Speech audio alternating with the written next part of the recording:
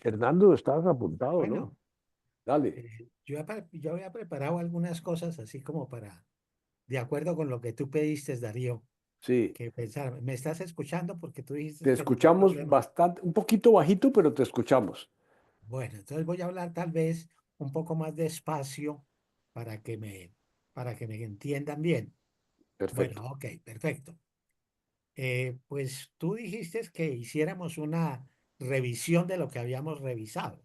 O sea, que si habíamos hecho una visión de lo que ha sido el año 2024, pues la pudiéramos participar aquí y que pudiéramos, pues, conectarnos y hablar. Y a mí me parece que Juan Laureano nos dio ya una pauta muy precisa de cómo hacerlo. Yo creo que para mí, por lo menos el año 2024, tuvo dos características.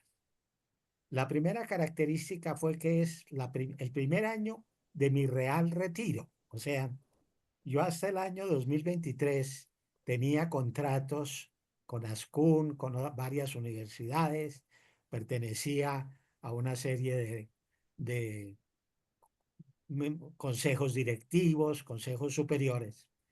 Pero pues en el año 2023 se redujo eso a dos nomás y eso me dejó todo el tiempo libre.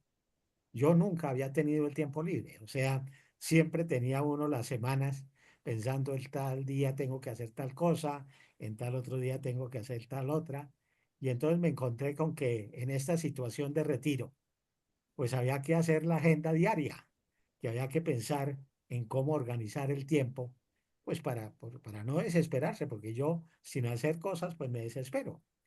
Entonces, para mí el hecho de dejar de hacer cosas era en el fondo un problema.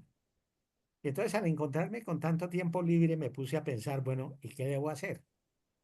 Y me puse a hacer un poco una reflexión sobre las experiencias que había tenido a lo largo de mi vida y aquel tipo de cosas en las cuales pues había tenido éxito, pero también aquel tipo de asuntos en los cuales había tenido fallas, porque a la hora de la verdad uno, cuando hace una reflexión y cuando uno es sincero consigo mismo, pues tiene que reconocer que no todo lo que hizo fue bien hecho, ni todo lo que estuvo a su cargo funcionó siempre a la perfección.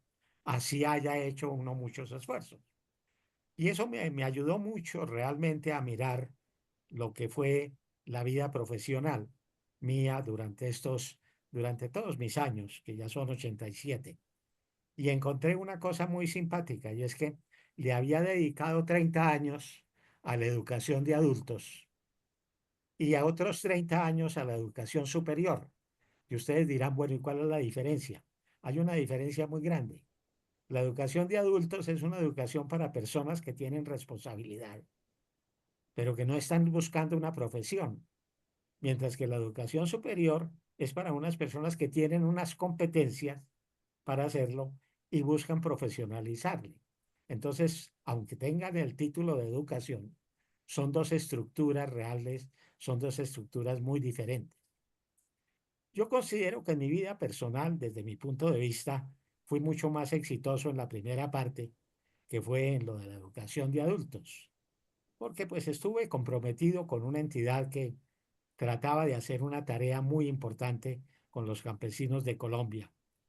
Y eso me permitió realmente conocer el país muy a fondo, porque lo tuve que recorrer de un sitio a otro, pero no solamente recorrerlo en el sentido geográfico, sino tener la posibilidad de conversar con la gente, de mirar la realidad de la gente, de ver cómo vivía, de ver su problemática, de ver sus ilusiones, de ver sus problemas y encontrar que la educación de adultos realmente lo que tiene que hacer es un proceso de potencialización de esas situaciones para que la gente se supere y logre algunas metas, que no siempre son unas metas muy grandes, pero que sí pueden ser unas metas muy sencillas. La persona que produce, por ejemplo, está en un campesino de Boyacá que produce papa, pero que a la hora de la verdad no sabe cómo venderla y entonces motivarlo para que pues aprenda a hacer una cooperativa y a participar en ella. de tal manera que ese producto que tiene, que él sabe hacerlo porque lo heredó de sus padres, etcétera, se pueda convertir en algo que sea productivo, porque una cosa es la economía de subsistencia y otra es la economía de producción. Entonces, para mí esa experiencia fue una experiencia realmente vital. Y diríamos, de esa reflexión que hice durante esa época, yo saco una conclusión y es que esto que yo estoy diciendo posiblemente es muy nuevo para muchas personas. La gente no cree que la educación de adultos sea algo necesario. Y realmente cuando se habla de la educación para toda la vida, hay un sentido y es que debiéramos tener una conciencia de que uno no termina la educación simplemente cuando le dan el título de bachiller o cuando le dan el título de profesional, sino que tiene que estar siempre en una actitud de aprendizaje para toda la vida. Y no se trata de aprender simplemente para ganar plata. Yo creo que eso es una parte fundamental, lógica, necesaria, pero realmente la educación de adultos tiene que ver más bien con el sentido de la vida. La educación de adultos es para hacer que las actividades que uno desarrolla puedan desarrollarse en una forma adecuada. De tal manera que por lo menos de esos 30 primeros años de trabajo, pues yo saqué la conclusión de que pues tengo que en alguna forma participar este conocimiento, compartirlo con las demás personas para que aprendamos a diferenciar ese proceso de educación para la vida con el proceso realmente de la educación superior. Los otros 30 años los dediqué a la vida de la educación superior, pero yo llegué a la educación superior en cierta forma con un paracaídas. O sea, yo no llegué a la educación superior solo por haber sido profesor universitario, sino que llegué a la educación superior principalmente porque sabía utilizar los medios de comunicación, y en especial en esa época la radio, la televisión, etcétera, como complementos para el aprendizaje. Y entonces encontré que realmente yo llegaba con un concepto de innovación educativa que rompía un elemento muy fundamental y es lo que se entiende por escolaridad.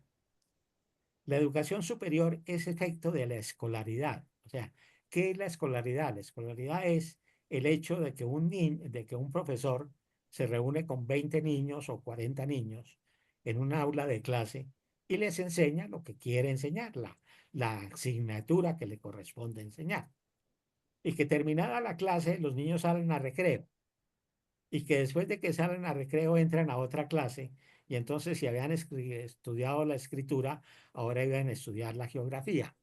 Y entonces aprendían en la segunda hora de clase lo relacionado con la geografía y a la tercera hora llegaban a la clase de matemáticas y entonces aprendían las matemáticas.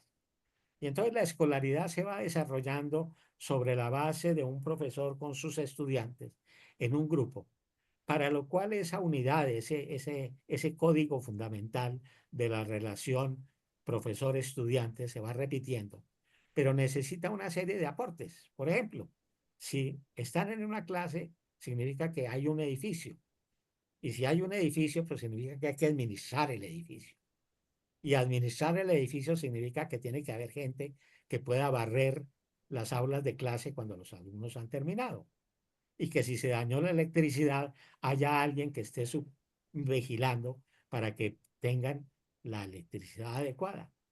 Y resulta que para todo eso además se requiere una organización y entonces el concepto de escolaridad lleva necesariamente a un proceso de administración mucho más complejo, en donde el tema de la escolaridad hace que realmente las cosas se van complejizando hacia arriba y se van complejizando de tal manera que en algún momento en una universidad encuentra uno que hay más administrativos que profesores. Entonces se encuentra uno con que en una universidad el 40% de los costos digamos, del presupuesto se los dan a los profesores, pero el 60% va para la parte administrativa. Y uno se pregunta, bueno, y esto sí es lo más adecuado y esto sí es lo más posible. Y entonces principian a surgir una serie de problemas que son mucho más complejos cuando uno principia a hablar del concepto de la educación superior. Y entonces yo me di cuenta realmente de que así lo mismo que yo había pensado, de que era necesario que habláramos y de que reflexionáramos sobre el tema de la necesidad de la educación del adulto y de la educación de la persona mayor, es muy importante que también exista una revisión y una reingeniería total de lo que son los conceptos de la educación superior.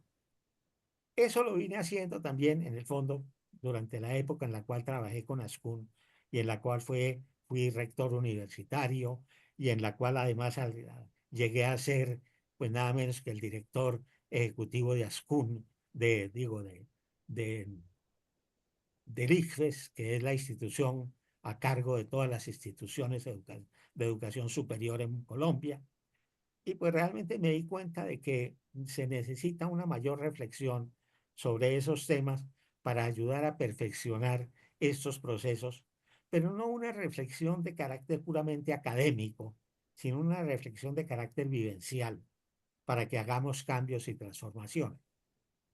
Eso realmente, cuando tú hablas, Darío, de las experiencias del año 2024, fueron dos lecciones importantes que yo saqué como parte de mi reflexión, que tengo que en alguna forma, pues seguir trabajando y ver a ver si en alguna forma puedo volver a hablar sobre esos temas y dejar alguna experiencia o dejar alguna constancia de lo que significó esa experiencia. Y pues yo sé que a la hora de la verdad escribir sobre eso, hablar sobre eso, hacer un podcast sobre esas cosas, pues es importante. Y he comenzado a hacer algunas de esas cosas y ya las he hecho y pues espero durante el año 2025 seguir trabajando en esos asuntos. Son muchas más las reflexiones que hice, pero no quiero cansarlos a ustedes. Ya es suficiente haber dicho lo que Qué cosa tan impresionante, Hernando. y Qué contarles que eso es lo maravilla. que he pensado. Qué belleza, Hernando. Qué maravilla de reflexión. Eh, Como siempre, nos deslumbras con esa capacidad de síntesis, de análisis, de reflexión